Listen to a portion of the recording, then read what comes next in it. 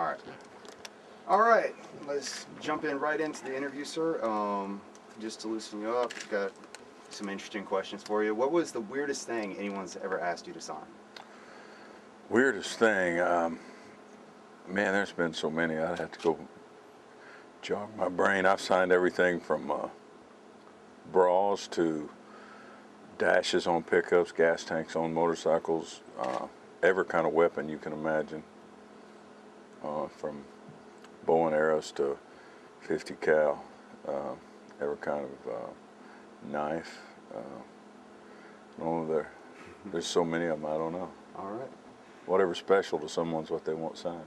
Well, since you are performing here in Korea and you've done so many USO tours, what's your favorite song to perform when you're playing for service members?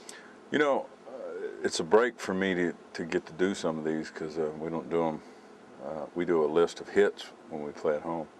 I do a few hits over here, but I've got a certain little song list that I predominantly do when I'm performing for the troops that, I mean, obviously, we do things like American Soldier and I Love This Bar and Beer for My Horses, but I've got some stuff I wrote. You know, I like to give them a break from their day-to-day, try to get a smile on their face. And I've got a song I wrote about a Lion Army recruiter called The Ballad of Blood. Yeah. And then Weed with Willie they love. I've got a song called Running Block that they really like. So we try to have as much fun as we can, you know. All right. What's going through your mind when you're actually performing for the troops? What's different every day depends on where you're at. You know, if you're down range, you know, after doing 8 years of these, we usually come over for a couple of weeks every time. And I remember the first place I really went down range. I mean, I'd done USO tours for a year or two, but we were Kosovo and Bosnia, and that was the tail end of that. And the first place I landed when I came to like Iraq was we landed at Baghdad Airport, and they took us straight away at 9 o'clock to Taji and to Fallujah. And I think the third ID or fourth ID had been in there with the Marines and had just taken Fallujah. So, I mean, you know, it's a reality check sometimes. Be playing, you know, downrange where it's hellhole, but we've gotten used to it over the years, and now that's kind of our forte. My booking agent has been a board member for the USO now for years, and he was convicted and came out here every time and signed up for duty with them. And so I kind of set the benchmark pretty high for other entertainers to come. You know, if maybe if somebody sees me going down range all the time, maybe somebody at least go visit a hospital or something. Well, you've been recognized for your dedication to supporting armed services all over the world. How do you find time to write new music, get your top hits out, and still go on USO tours? Well, Again? I do 65 major cities in the U.S. every year. We did like 12 or 15 in Europe last year, in the UK and the Scandinavian countries. I do, you know, a handful in Canada. But over 365 days, that doesn't beat my schedule up too bad. I still ride all the time, and as far as other than my 2 weeks every year we do in the spring on USO, most of the time I'm either, you know, I have the bars back home. I love this bar and grill.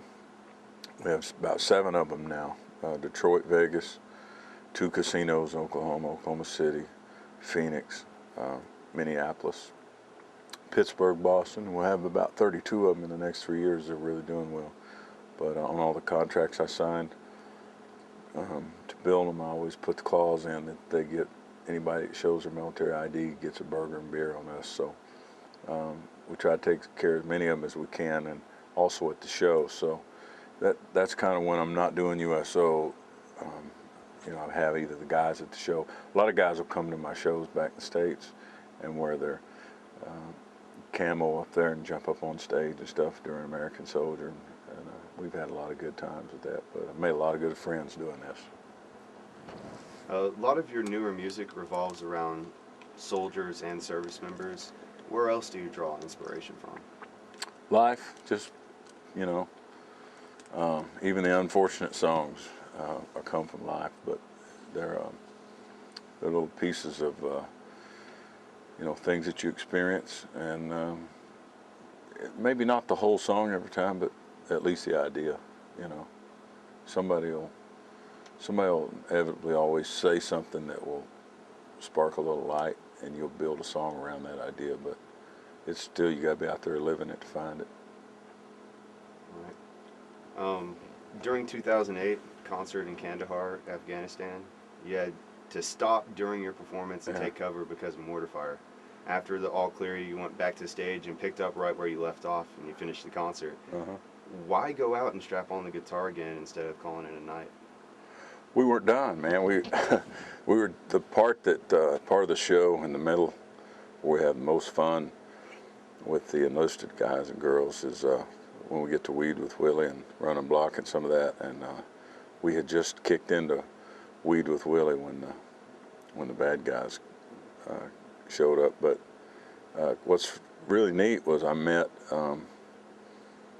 last night at Daegu, is it? Daegu. Daegu.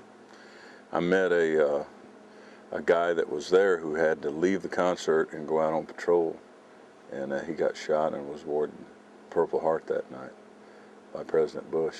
That very night, he said, I was there and went out during the attack and was ambushed, and he's doing fine now, but it was, he said, I remember it well. I didn't get to see the end of the concert because I had to go out on patrol, but it's, you know, it happens once in a while.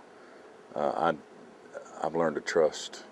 No one does their job better than our military, and I've learned to trust them over 7 or 8 years and 142 shows over here and counting. So if they say, hey, we're going to send a gunship with you and put you down this little fob, you're going to play for 25 guys, then we go.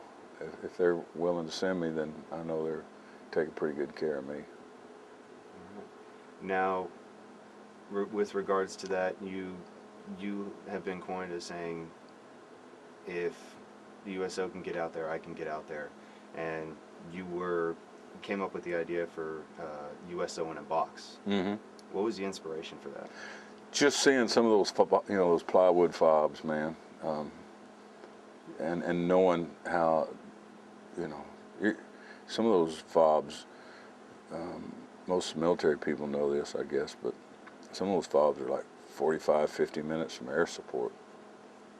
And when they see a helicopter coming, once in a while, they're just happy if it lands at their fob. But I thought, you know, they have weeks waiting on extension cords and all kinds of crap. So I thought if we put, you know, USO in a box and put together some entertainment packages with some CD players, VCRs, or DVD players,